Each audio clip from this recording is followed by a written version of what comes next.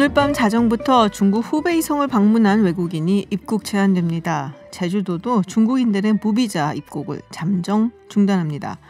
주말 새 4명의 확진 환자가 더 늘어서 현재까지는 15명의 확진자가 나왔고요. 서울시는 우한 입국 외국인들을 추적 조사 중입니다. 정부는 지금부터 열흘이 고비가 될 거라고 하는데요. 입원 환자는 퇴원을 검토할 정도로 상태가 좋아졌다는 속보가 들어와 있습니다. 김지윤의 이브닝쇼 시작합니다. 오늘은 추가 확진 환자가 없습니다만 15명 확진자의 접촉자가 총 913명으로 지역사회 전파를 막는 게 급하게 됐습니다.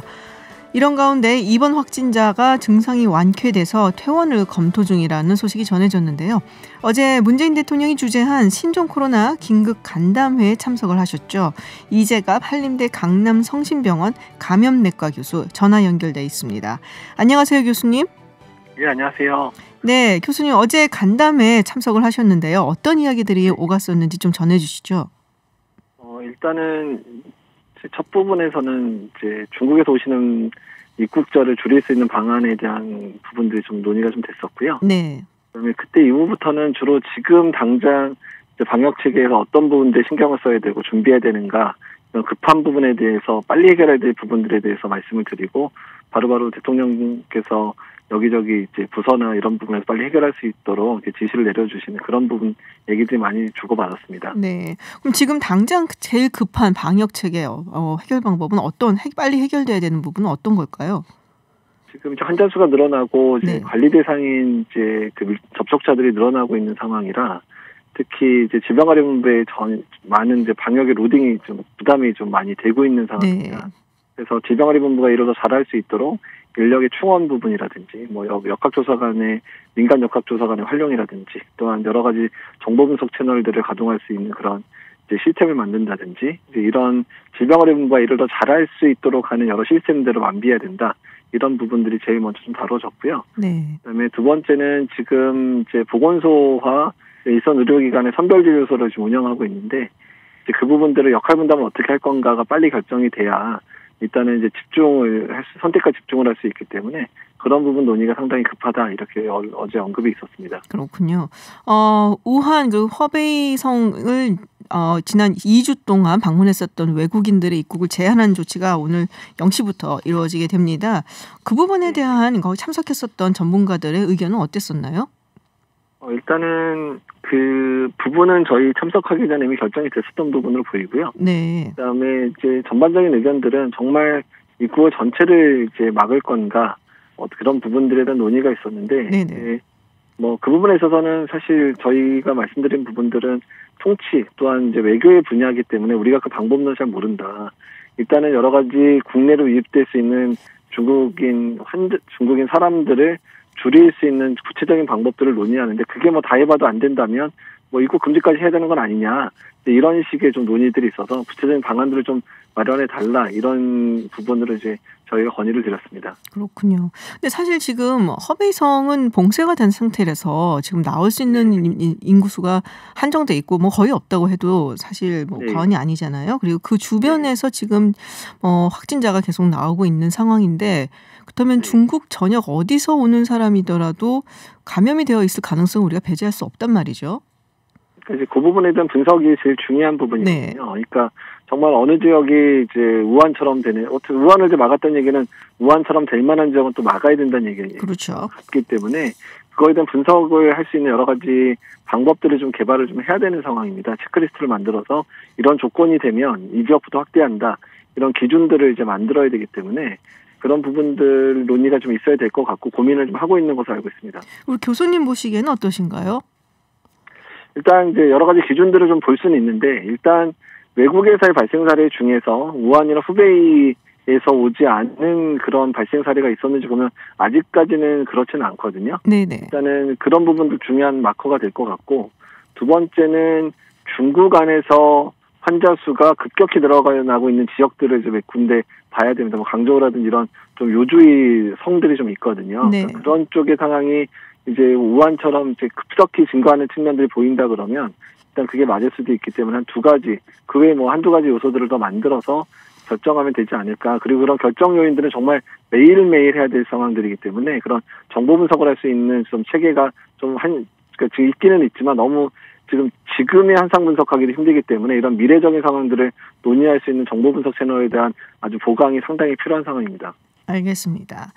자, 지금 우한에서 입국한 분들 중에 지금 65명의 소재가 불분명하다라는 이야기가 있습니다. 지금 외국인 총 205명 중에서 국적별로 봤을 때 중국인은 185명이고 그에 뭐 미국이나 러시아에서 오신 분들도 있는데, 자, 지금 소재가 불분명한 이 65명의 외국인 어떻게, 글쎄요, 좀 걱정이 되는데 교수님 보시기는 어떠세요?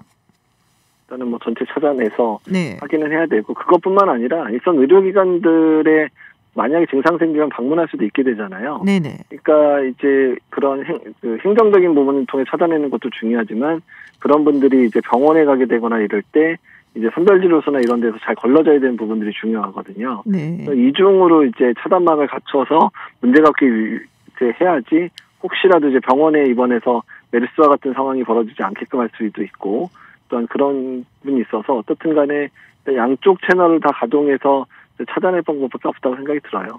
그렇군요. 일본에서 지금 12번째 확진자의 경우에는 네. 일본에 체류하다가 한국에 입국을 했던 중국인 남성이었습니다. 네. 네. 근데 이제 일본 정부 측에서 이 접촉자의 아까는 뭐 감염이 되었다고 확인이 되는 그 사람의 국적이 어디냐를 보고서는 그 국가에만 알려주고 있다라고 해요. 한국도 그렇고 일본도 그렇고. 그러다 보니까 중국에도 워낙 그게 맞죠. 예. 근데 그러다 보니까 중국에는 알려줬고 정작 이분은 한국으로 왔단 말이에요. 그래서 지금 확진 판정을 받았는데 이러면 좀 시스템적으로 좀 구멍이 생긴 게 아닌가라는 생각이 드는데요. 사실은 이제 구멍이라기보다는 네. 이 사례 자체가 너무 예외적인 상황이라 네네. 어느 국가도 지금 그런 사례가 발생할 거라고는 고민을 못했던 사례가 발생한 거예요. 그렇군요. 예, 그러니까 이제 이런 사례가 발생했으니까 이런 부분들 이제 어느 정도 정보 공유가 될 수 있는 채널들을 다시 이제 만들어야 되는 거고 방법을 이제 개정해야 되는 상황이 된 거여서 이 부분은 이제 주변 국가들끼리는 이제 협조할 수 있는 여러 가지 방법들을 마련해야 될 것 같습니다. 뭐 출국 어느 비행기를 타는지는 아니까 비행기 타고 가는 국가에 통보해 준다든지 이런 식으로 이제 조정을 해야 되는 부분이고요. 그러니까 이런 일이 지금까지 일어난 적이 없었거든요. 네네. 그런 부분들은 서로 이제 정보 공유의 방법들을 좀 개편할 필요는 있을 것 같습니다. 그렇군요. 자, 내일부터는 우리가 밀접 접촉자 그리고 일상 접촉자 이렇게 구분이 있었는데 이걸 구분을 없애고 그리고 확진 환자와 네. 접촉한 그 분들은 모두 이제 자가격리에 들어가기로 했습니다. 특히 세 번째 환자분하고 뭐 1시간 넘게 식사를 했었던 6번째 환자의 경우에는 일상 접촉자로 분류가 됐었잖아요. 그래서 2차 감염 그리고 3차 감염까지 자신의 가족들까지 가게 된 경우인데 자가격리를 하는 경우 이게 제대로 잘 될 것인가라는 뭐 우려라면 우려 이런 것도 있거든요. 사실 이제 우리나라가 자가격리에 대해서는 네. 어느 나라보다 경험이 제일 많죠. 메르스 때 15,000명 넘게 자가격리를 해봤었고, 일단 그거를 효과적으로 하기 위해서 정말 행정에 들어가는 보건소직원뿐만 아니라 구청, 뭐 행안부 직원들까지 동원돼서 다 해봤던 적이 있고요. 근데 제일 중요한 거는 시민 의식이거든요. 그러니까 메르스 때도 초기에 뭐 잘 안 지켜주는 분들이 좀 몇 번 확인이 됐지만 시민 의식이 중요하고 시민들이 잘해주는 게 중요하다는 부분들이 인식이 되면서 후반부에는 그런 문제 거의 안 터졌었거든요. 네. 이미 경험들이 많으시기 때문에 이 부분에 있어서 충분히 시민들이 자발적으로 따라주실 거라 좀 믿고 있고요.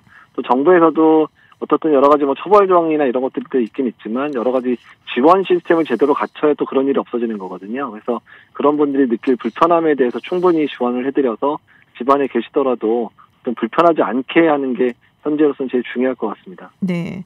오늘 두 번째 확진자가 증상이 좀 완쾌가 돼서 퇴원을 검토하고 있다라는 보도가 있었습니다. 네. 그리고 뭐 일본에서도 또 국립국제의료연구센터의 국제 감염 전문가가 신종 코로나 이게 전염성은 강하지만은 증상이 가벼운 경우도 많다라고 얘기를 했는데 교수님 보시기에는 어떠세요? 일단 우리나라 사례로만 보면 그중에 폐렴 발생한 환자 2명 정도만 있는 것, 좀 더 있는지는 확실하진 않지만 2명 정도로 얘기가 나오고 있고, 네. 전반적인 상태는 입원할 때부터 증상이 상당히 가벼웠다고 얘기가 나와서 증상이 가벼운 환자 상당히 많을 것 같다라는 생각이 들고, 또 일부의 환자들이 특히 이제 기저질환이 있고 이런 분들을 좀 중증으로 진행하는 게 아닌가 이렇게 좀 생각이 되거든요. 네. 중국 자료가 이제 많은 환자를 보고 있는 중국 자료가 이제 일부분씩만 이렇게 오픈이 되다 오픈이 되고 있고 주로 병원에 입원한 사람 자료들만 공개되다 보니까 중증 사례들이 주로 언급이 된 것 같지만 실제로는 훨씬 더 많은 경증 환자들이 대부분일 거라는 생각이 들어서 그 부분에 대해서는 좀 더 중국 자료들을 좀 더 확인해야 되지 않을까 생각이 듭니다. 그렇군요. 지금 질문이 하나 들어왔는데요. 확진자 따로 격리한다 하고 하는데 어떻게 치료를 하는지 좀 궁금하다고 질문이 하나 들어왔네요. 네, 확진자들은 일단 이제 의심 환자들이 이제 국가지정격리병상에 가서 거기서 확진 과정을 밟게 되고요. 네. 확진이 되게 되면 이제 음압격리실 안에서 이제 치료를 받게 되는데 일단 일반적으로는 이제 증상에 맞춰서 치료를 합니다. 뭐 숨이 차면 산소를 공급하고 열이 나면 해열제 공급하고 이런 치료가 우선 이루어지고 있고요. 일단 지금 현재로서는 우리가 메르스 때 써봐서 좀 효과가 있었을 거로 예상됐던 뭐 에이즈 치료제인 칼리트라라든지 뭐 인터페론이라든지 이런 거는 의사들 그 치료하는 의료진의 재량껏 환자가 필요한 상황이라 생각되면 좀 투여가 되고 있는 걸로 알려져 있거든요. 네. 어쨌든 효과가 있을 만한 약물도 현재 투여가 되고 있는 것으로 알고 있습니다. 그렇군요. 네, 지금 뭐 처음 음성 판정을 받았다가 또 증상이 나타난 경우도 있고, 그리고 12번째 환자도 증상이 나타나기 전까지 사실은 뭐 이것저것 많이 좀 다니셨어요. 뭐 서울도 있고 경기도도 있고 강원도까지 다녀오셨는데 WHO에서 이야기가 나왔습니다. 증상이 없는, 그러니까 무증상 감염자도 바이러스를 옮길 가능성이 있다. 그러니까 감염자와 접촉한 접촉자의 관리, 이것도 굉장히 중요한 거 아닌가 싶은데요. 이 부분에 대해서 얘기가 많았어요. 초반에 무증상 감염자는 바이러스 옮기기 힘들다라는 얘기가 있었는데 지금은 이걸 받아들여야 되는 거죠? 그러니까 일단은 그 부분에 있어서는 이제 고민해야 될 부분들이 네. 어쨌든 가벼운 증상에서도 환자 전파되는 사례는 이미 확인이 됐죠. 3번에서 6번 가는 게 적합도사가 기준이 바뀔 정도로 증상이 애매한 시기에 환자들이 이제 전파가 된 거니까 그래서 초기에 어떤 가벼운 증상에서도 전파될 수 있다는 건 확인이 됐고 그래서 무증상기와 사실은 증상 초기는 사람에 따라서 아주 주관적인 판단이거든요. 그러니까 내가 살짝 어디가 안 좋다고 느꼈던 것 부분들을 빨리 느끼는 분들도 있고 늦게 느끼는 분들이 있어서 그 시기에 모호함 때문에 발생할 수도 있는 문제인데 다만 중요한 거는 아주 가벼운 증상 또는 증상이 막 시작되려고 할 때 이미 전파 가능성이 있다는 사실은 중요하기 때문에 그 부분들을 방역당국에서 좀 고민해서 여러 가지 부분들을 조정할 필요는 있다는 겁니다. 지금 또 질문이 하나 들어온 게요. 완치된 사람은 면역이 생겨서 감염이 또 안 되는가라는 질문이 왔습니다. 저는 어디서 듣기를 또 감염이 될 수 있다는 얘기를 들은 것 같은데 어떤가요? 죄송합니다. 지금 제가 목이 좀 잠겨서. 네네네.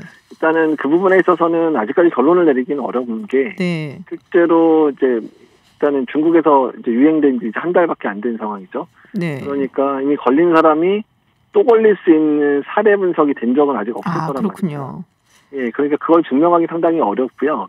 근데 대개 이제 바이러스 질환들이 한 번 걸리면 안 걸리는 경우들이 되게 많습니다. 호흡기 바이러스들 같은 경우는 아니면 상당 기간 뭐 2, 3년 아니 4, 5년 정도 안 걸리는 경우들이 있기는 있는데 네. 그게 다 한결같지 않거든요. 왜냐하면 이 바이러스가 내 몸에 들어와서 항체를 잘 만들어내는 바이러스라면 그 항체가 계속 들어오는 걸 막을 수 있지만 일부 만들어낸 항체가 별로 효과적이지 않은 항체를 만들어내면 또 걸릴 수도 있는 부분이라 그 부분은 추후에 계속 연구가 필요한 내용입니다. 그렇군요. 아직까지는 이런 케이스 연구가 별로 없기 때문에 지금 뭐라고 이야기하기 좀 힘들다라는 말씀이신 것 같습니다.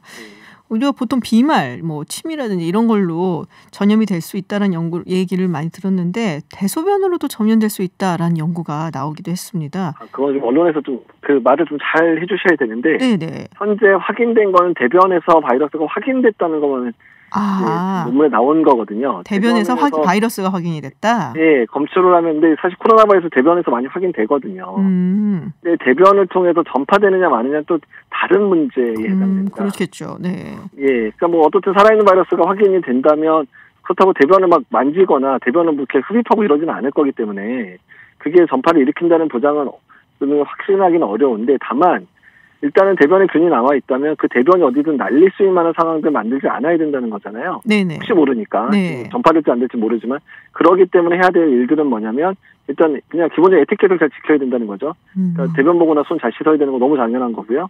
그다음에 대변 물 내릴 때 일단 날리면 안 되니까 꼭 뚜껑 덮고 내리는 거 정말 중요한 에티켓인데 잘 안 지키시잖아요. 네네네. 그건 일반적인 상황에서 꼭 지켜야 되는 에티켓이거든요.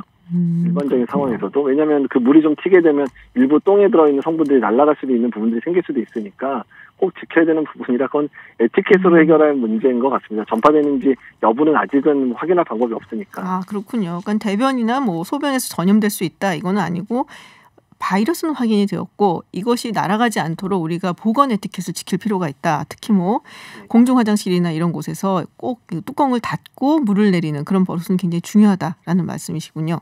예, 맞습니다. 예. 네. 자, 박능우 복지부 장관이 이제 지금부터 일주일에서 열흘 정도가 정말 중요한 고비가 될 것이다라고 했습니다. 뭐 가장 우려하는 바가 지역사회 감염, 이거는 분명히 확산을 막아야 되는 게 가장 급한 것 같은데요. 네. 많은 분들이 이런 질문을 하세요. 이 확진자가 다녀간 곳, 이 동선이 좀 나오고 있잖아요. 네. 이런 곳을 방문하면 그러면 안 되는 거냐라는 질문도 있습니다. 답변 좀 주시죠. 일단은 그 부분 바이러스가 호흡기에서 나오고 나면 어떤 여러 세포 안에 살지 않은 바이러스는 금방 사멸을 하기 때문에 되게 뭐 아무리 길어도 하루 이틀 이상 갈 수가 없고요. 네. 대부분 환경적인 조건이 열악하면 몇 시간 이내에 다 사멸을 하거든요. 게다가 이제 보건당국이 다 소독을 하고 다니고 있기 때문에 일단은 뭐 환경 소독이라는 게 끝난 이후에는 뭐 전혀 바이러스가 남아있을 가능성은 거의 없거든요. 그래서 크게 걱정 안 하셔도 될 것 같습니다. 네, 알겠습니다. 네, 교수님 자세하고 친절한 설명 정말 감사드립니다. 네, 고맙습니다. 예, 안녕히 계세요. 네, 지금까지 이재갑 한림대 강남성심병원 감염내과 교수의 말씀이었습니다. 네, 서울타임즈 시간입니다. 오마이뉴스 박정호 기자 그리고 정상근 기자 나오셨습니다. 어서 오세요. 안녕하십니까. 네, 오늘 약간 좀 뒤로 늦춰졌어요. 저희가 인터뷰가 급히 잡혀갖고 이야기를 나눴는데요. 신종 코로나 바이러스 관련 내용부터 좀 짚어보도록 하겠습니다. 주말 지나면서 여러 가지로 좀 상황이 많이 바뀌는 것 같아요. 네, 그렇습니다. 아까 말씀하셨지만 중국 후베이성을 14일 이내에 방문했거나 체류 적이 있는 모든 외국인과 한국 입국을 화요일 0시부터 그러니까 내일부터 한다고 보시면 됩니다. 그리고 문재인 대통령이 이에 대해서 오늘 청와대에서 주재한 수석보좌관 회의에서 한 발언이 있었는데요. 세계 각국도 감염병 유입과 확산을 막기 위해 입국 제한이나 출입국 강화 조치를 하고 있다며 제한적 입국 금지 조치와 관련해서 국민의 안전을 지키기 위한 부득이한 조치다라고 설명을 했습니다. 그러니까 특별 입국 절차도 생기는데요. 중국에서 들어오는 모든 내 외국인은 기내에서 내릴 때 본인의 여권 번호와 휴대전화 번호, 그러니까 한국 내 연락처를 기재한 카드를 내야 됩니다. 그래서 입국장에서 해당 번호로 전화해서 연락이 닿는 경우에만 입국 허용되는 방안으로 추진하고요. 또한 중국에서 한국 입국을 위한 관광 목적의 비자 발급 중단을 검토할 예정이고 우리 국민의 관광 목적의 중국 방문도 금지하는 것을 검토할 예정입니다. 지금 근데 이게 그런 얘기가 있더라고요. 아까도 제가 잠깐 여쭤봤지만 이미 후베이성 밖으로 많이 나갔다. 뭐 이런 얘기 있었잖아요. 그러니까 우한에서 500만 명 탈출했다. 그러면은 그분들이 다른 데서 오는 거 후베이성이 아니라 우한이 아니라 다른 데서 오는 분들 중에도 혹시 감염된 분이 있지 않겠냐라는 얘기 걱정들도 있더라고요. 네, 그래서 중국 전역으로 다 입국 금지해야 된다 이런 얘기가 있어요. 있더라고요. 야권에서도 있고 또 대한감염학회와 뭐 대한의사협회 이런 의료진 쪽에서도 좀 너무 늦었고 다 금지해야 되는 거 아니냐 이렇게 얘기를 좀 하고 있습니다. 거기에 대해 정은경 질병관리본부장의 발언이 있었어요. 오늘 브리핑에서 관련 내용이 있었는데요. 아직까지 중국 후베이성 이외 지역에 다녀와서 확진 환자가 생긴 사례가 없다. 다만 없으니까. 춘제 이후 중국 내 환자 증가 가능성이 높은 만큼 단계적으로 위험도를 평가하고 확대를 검토하겠다라는 정도만 얘기를 했습니다. 일단 지금은 이제 후베이성 우한으로 그렇습니다. 하고 그다음에 뭐 좀 더 확진되는 그런 모습이 보여진다면은 그때는 더 확대하겠다라는 이야기군요. 그리고 한 가지 더 있는데요. 현재 그 제주도에 비자 없이 오는 외국인 중에 중국인들이 가장 많은 부분 차지하고 있는데요. 맞아요. 제주도에 시행 중인 무비자 입국도 일시 중단됩니다. 제주도에 와서 머물다가 한 4박 5일 머물다가 돌아간 사람 중에 지금 확진자가 나왔단 말이에요. 그렇습니다. 우한에서 온 줄 몰랐는데 알고 봤더니 우한에서 왔고 다시 돌아갔는데 해열제를 먹고 어떻게 보면 그런 증상이 나타날 수도 있는 상태였지 않냐 이런 우려가 좀 나오고 있습니다. 그렇군요. 지금 마스크 대란 저희가 사실은 들어오기 전에 잠시 얘기를 했었는데 이 마스크를 사느라고 사람들이 굉장히 뭐 약국도 많이 가시고 또 온라인으로 주문을 많이 하신단 말이에요. 근데 이거 저도 할 말이 있단 말이에요. 저도 주문을 좀 하려고 저희 부모님용을 이제 좀 더 사 놓으려고 온라인으로 주문했는데 주문하고서는 3일 만에 문자가 왔어요. 취소됐다고. 이런 경우가 많대요. 네, 요새 그런 사례들이 네. 많더라고요. 취소 사유가 있나요? 그런 얘기는 없어요. 네, 취소됐다. 혼자 그냥 뭐 없다고 물건이 없어서 취소됐다. 보통 이제 소비자가 취소하기 마련인데 최근에는 이제 판매자가 취소하는 그런 상황들이 있다고 경우는 해서 잘 못 봤는데. 네, 좀 많은 분들이 좀 분노하고 계시는데 어쨌든 지금 마스크가 대란이라고 할 정도로 지금 뭐 난립니다. 네. 저도 토요일 날 그 마트를 갔다 왔었거든요. 근데 제가 오픈 시간하고 오픈 시간에서 한 10분 정도 지난 시간에 들어갔어요. 그때 좀 이렇게 쌓아놨던 마스크들이 그냥 거의 바닥이더라고요. 네, 그래서 그만큼 많이들 사는데 이 마트에서도 한 명당 한 박스만 사가는 걸로 네, 이렇게 정책을 이렇게 정했더라고요. 그래서 어쨌든 이 마스크 관련해서 좀 많은 사람들이 좀 불안해하고 또 폭리를 취하는 것 같아서 너무 네. 좀 화도 나고 좀 그런 상황인데 일단 정부가 좀 대책을 내놨습니다. 일단 생산 관련 대책이 있는데 일단 마스크 공장 업종에 이 주 52시간을 좀 한시적으로 면제를 해줘서 더 생산을 하게 공장을 더 많이 거죠. 돌리자는 거죠. 네. 네. 국내 마스크 생산량이 하루에 한 800만 개 정도 된다고 하는데 네. 이걸 한 1000만 개 정도로 늘리기로 했고 그런데 문제는 좀 이렇게 마스크를 만들어도 이게 마스크가 이른바 이제 중국 보따리상들이 이렇게 많이 이제 사가지고 이제 중국으로 간다.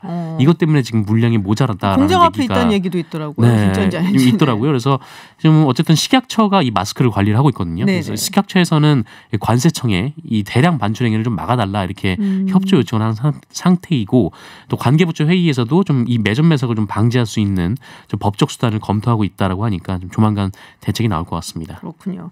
코로나 맵이라는 게 있다 그래요. 이게 네 젊은 대학생이 만들었던 걸로 기억을 하는데. 그렇습니다. 27세 대학생 이동훈 씨가 만든 건데요. 지난달 30일에 만든 지도인데 많은 분들이 보셨을 거예요. 저도 한번 들어가 봤는데 지도에 찍혀 있습니다. 정보가 바이러스 국내 확진자와 동선을 한눈에 볼 수 있고요. 이게 그 질병관리본부에서 제공하는 확진자 데이터를 근거로 실시간 업데이트가 돼요. 볼 수 있는데 제가 보면서 느낀 건 뭐냐면 기자 입장에서 보면서 느낀 게 뭐냐면 질병관리본부에 가면은 보도자료가 있습니다. 거기 보면 자료가 다 있어요. 네. 근데 그게 지도에 되는 게 아니라 뭐 PDF 파일 이런 걸로 돼 있어요. 파일로. 그러니까 다운받아서 열어봐야 돼요. 정보는 있지만 쉽게 볼 수가 없는 그런 정보인 거예요. 그러니까 이게 좀 귀찮군요. 그렇습니다. 그러니까 물론 기자들이 보고 기사를 쓰면서 그게 언론에 보도가 되면서 알게 되는데 우리 국민들이 궁금할 때 볼 수 있게 만들어야 되잖아요. 한눈에 확 들어오는 지도가 있으면 좋긴 하겠네요. 그래서 이 코로나 맵이 정말 인기가 많고 많은 분들이 보고 계시고요. 뭐 아까 보니까 잘 접속이 안 되더라고요. 많은 분들이 보고 계신지.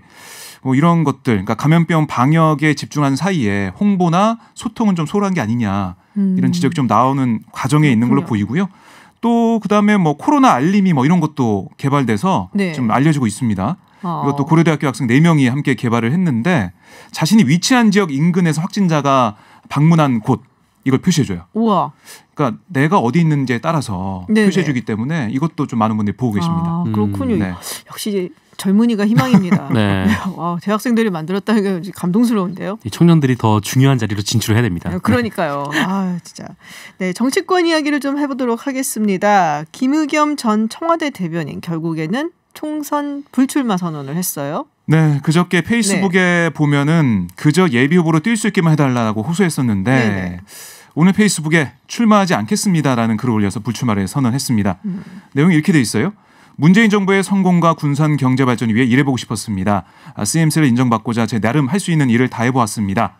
때론 몸부림도 쳐봤습니다. 하지만 이제는 멈춰설 시간이 된 듯합니다. 총선에 출마하지 않겠습니다라고 썼는데 사실 그동안 당이 좀 부담감을 가졌죠. 그러게요. 오늘 뭐 검증이 그 진성준 간사 얘기를 좀 들어보면 이게 검증해봤더니 뭐 부당 이득을 얻은 그것보다 더 많이 기부를 했고 여러 가지 법적으로 문제될 게 없다라고 얘기했습니다. 하지만 정무적 판단이 남아있기 때문에 총선 앞두고 당에서 리스크 관리 차원에서 뭐 이런 것들을 좀 판단하지 않았나 그런 얘기가 들어갔을 걸로 저는 판단하고요. 김기현 전 대변인이 결단 내렸다 이렇게 볼 수가 있습니다. 정봉주 전 의원도 지금 부적격으로 지금 거의 판단이 날 것 같잖아요. 네, 뭐 부적격으로 나왔다라고 보도가 쏟아지고 있는데 일단 뭐 정봉주 전 의원 같은 경우에는 뭐 당으로부터 얘기를 듣지 못했다 이렇게 얘기를 하고 있는 상황입니다. 어떻게 될 것 같으세요? 저기 김용민 제가 친하잖아요. 잘 아시니까 또 알지 않을까. 정봉주 의원이랑 친한 것도 아니고 건너 친하시니까. 글쎄요. 그 민주당이 뭐 어떻게 결정을 내릴지 잘 모르겠는데.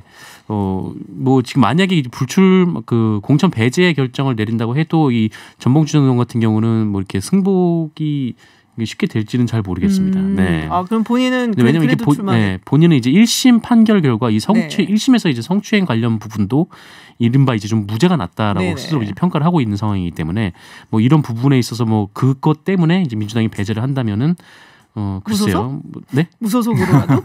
아니요, 뭐 그러진 않을 것 같습니다. 네. 민주당 소속으로 뭐 추진을 할 것 같긴 한데. 네. 뭐 우선은 당과 협의 중이다 이렇게 얘기 좀 하고 있으니까요. 네네. 아마 제가 볼 때는 김의겸 전 대변인 그 뒤를 따라가지 않을까. 거국적으로 그 앞으로 총선 판세를 위해서 결단하지 않을까 이렇게 생각합니다. 그렇군요. 자, 지금 황교안 자유한국당 대표 이야기를 좀 해보겠습니다.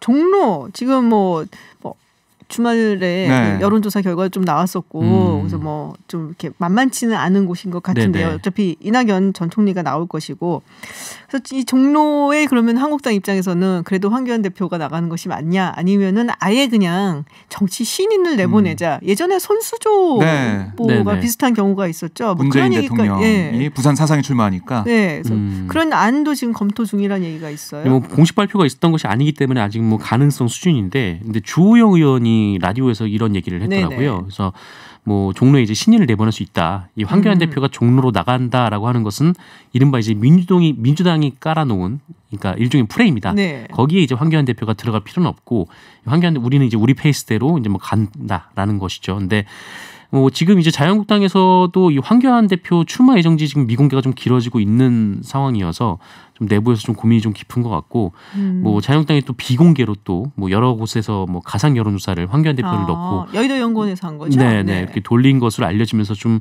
민주당 내부 안에서도 좀 올 거면 우리 동네로 와라 이렇게 환영하는 네. 그런 메시지가 많이 나왔죠. 그런 메시지가 나오고 있는 상황입니다. 그렇군요. 어디로 나올 것 같으세요? 그러면?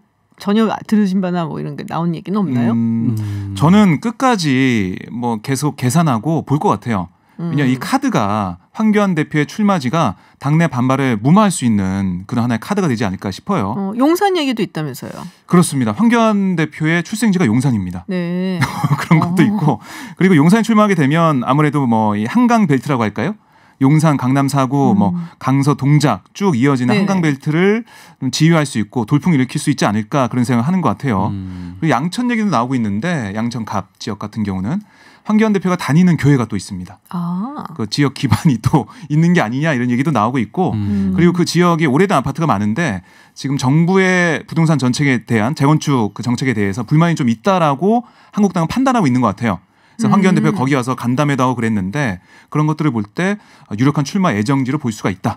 왜냐하면 그 전에 이번 황희 민주당 의원 전에는 한국당계 의원들이 계속해서 의원을 해왔기 때문에 그런 보수적인 지역이다. 용산도 마찬가지고 보수적인 지역이니까 그런 걸 판단하고 있지 않을까 생각을 합니다.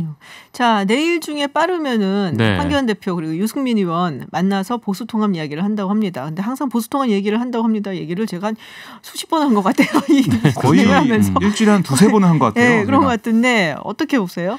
일단 뭐 유승민 의원이 이렇게 얘기를 했던 것에 따르면 어느 정도 서로 얘기가 되지 않은 상태에서 만날 이유가 없다라고 네네. 얘기를 했었거든요. 그래서 뭐 그런 점에서 봤을 때는 뭐 양측이 좀 입장을 좀 좁힐 준비가 됐을까라는 생각도 들긴 하는데, 근데 워낙 이 당을 합친다는 게 관문이 너무 많이 남아 있는 상황이어서 그렇죠. 이게 또 게다가 또 선거를 앞두고 있잖아요. 그래서 지금 뭐 이른바 이제 뭐 황교안 대표 같은 경우에는 뭐 친박 세력을 그러니까 이른바 태극기 세력을 계속 이제 안고 가겠다라는 생각을 가지고 있는 거고, 반면에 이제 그 태극기 세력은 그 유승민 의원 측을 용서할 수 없다라고 얘기를 하고 있는 거고, 유승민 의원 측은 그냥 묻고 가자라고 얘기하고 있는 거여서 이 화학적 결합이 좀 이루어질까라는 데 좀 첫 번째 의문이 있는 거고, 이 두 번째는 뭐 중통합이라도 하자, 이게 친박 세력을 제외한 중통합이라도 하자라고 결론을 내린다고 하더라도 이 공천에서 지금 각 지역에서 지금 예비 후보자들이 뛰고 있는데 그쵸. 이것을 어떻게 조정을 할 것이냐.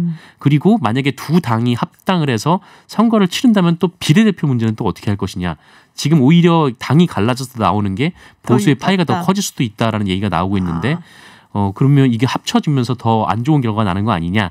이렇게 좀 얘기가 나오고 있는 거죠. 연대 쪽으로 가는 게 아니냐. 그래서 얘기가 계속 나오는 것 같아요. 그래서 지금 당명은 한국당이 바꿀 당명이 잠정적으로 통합신당으로 결정이 됐어요. 그렇게 좀 알려지고 있는데 네네. 공식적으로 선언하지 않았지만 아까 최고위 협의 과정을 내용을 좀 들어보면 통합신당으로 할 가능성이 높습니다. 그렇군요. 근데 그 혁신통합위원회에서 그 신당을 만드는 작업 이런 거를 한국당에 의뢰를 했대요. 혁통위는 그럴 뭐 조직이나 이런 게 없으니까 네네. 그런 과정을 통해서 세보수당 입장에서는 좀 기분이 나쁘다는 거예요. 왜 우리랑 통합하려고 논의하고 있는데 왜 혁통이랑 해가지고 당명도 같이 결정하고 뭔가 작업을 같이 하냐 그런 얘기도 좀 나오고 있다고 합니다. 그렇군요. 원래 약간 좀 네. 그 혁통이랑 네. 또 유승민 의원이랑 사이가 아주 좋냐 뭐 그것도 좀 얘기들이 많긴 하더라고요.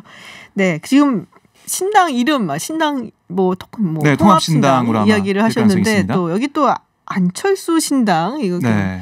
대단히 흥미로운 이름입니다. 안철수 신당 이렇게 사람 이름을 붙인 적이 없었던 것 같은데요. 오늘 아침에 그 이태규 의원이 김어준의 뉴스공장에 네. 나와가지고 그 기호가 지금 몇 번이 될지 모르기 때문에 그 안철수 전 대표가 만드는 당임을 좀 분명하게 할 수 있는 그런 명칭을 쓸 생각도 하고 있다라고 했지만 그것이 안철수 신당인 줄은 그게 저도 진짜예요, 좀 몰랐던. 근데? 네, 뭐 당에서 좀 그런 얘기가 나오고 있고 좀 그쪽으로 좀 기울었다라고 하더라고요. 지지자들이 이렇게 욕을 하고 있다고 합니다. 안철수 신당으로 네. 네, 그래서 이 안철수 신당으로 일단 총선을 치르고 그 이후에 이제 바꾸자. 국민 공모로 당명을 바꾸자라는 게 지금 계획이라고 합니다. 예전에 친박연대가 생각이 나는데. 그렇죠. 네. 그러니까 이게 지금 선관위에 안철수 신당 관련해서 유권 해석이 들어왔대요. 그러니까 선관위가 좀 보고 있는데 그러니까 특정인의 이름을 쓸 수 있게 하냐 못하게 하냐 그 문제예요. 근데 지난해 12월에 박근혜 대통령님 청와대 복귀를 위한 유엔 인권 대사모 이른바 박근혜님 대사모당 이런 이름으로 정당명 쓰겠다고 들어왔었대요. 근데 선관위가 2주간의 검토 후에 이 명칭 사용을 불허했다고 합니다. 아, 왜요? 이게 특정인의 이름이 들어가고 여러 가지 이유를 들었는데 이번에 유권에서 어떻게 할지. 그러니까 왜냐하면 그 당에 있을 때 같은 경우에는 박근혜 전 대통령이 없는 박근혜 당이 만들어졌죠. 그 점도 있겠죠. 네. 예, 맞아요. 이번 같은 경우는 이제 안철수 전 대표가 일단 포함이 되어 있는 상태이기 때문에 이 선관위가 어떤 결정을 내릴지 굉장히 좀 고심이 깊다고 하더라고요. 귀에는 확 들어오네요. 안철수 신당. 그게 힘들겠다. 제일 효과적이겠죠. 그러니까요. 신당 입장에서는. 민주당에서는 뭐라 그러나요? 민주당에서요? 네. 민주당에서는 사실 크게 신경은 쓰지 않고 있는데 아직 논평이나 공식적인 얘기는 안 나오고 있습니다. 지금 미래 한국당 얘기가 너무 핫해가지고요. 한성교 의원이 그 대표로 간다는 얘기가 있어가지고 거기에 대한 비판과 지적을 계속 나오고 있는데 그렇군요. 안철수 신당은 아직 당 이름이 안 나와가지고요. 예전에 그 일본에서 2016년인가 그때 이 지지정당 없음당이라는 당이 창당이 되어서 보통 여론조사 보면 이제 지지정당 없음 굉장히 높잖아요. 맞아요. 실제로 꽤나 많은 표를 얻었다고. 보통 이제 선거 있습니다. 전에는 정말 많을 때는 막 한 40%까지 나온 적이 있거든요. 네네. 우리나라도. 네, 근데 선거가 이제 다가올수록 이렇게 다 이제 결집이 돼요. 어차피. 맞습니다. 지지층 결집이 있기 때문에. 지지층 결집이 되는데 아주 높게 나오면 40% 나오기도 했었어요. 우리도. 네. 그러니까 지지정당 없음. 당. 네, 그런 걸 만들었었다고 합니다. 그렇군요. 알겠습니다. 네, 오늘 이야기 여기까지 듣도록 하겠습니다. 지금까지 정상근 기자 그리고 오마이뉴스 박정우 기자였습니다. 고맙습니다. 고맙습니다.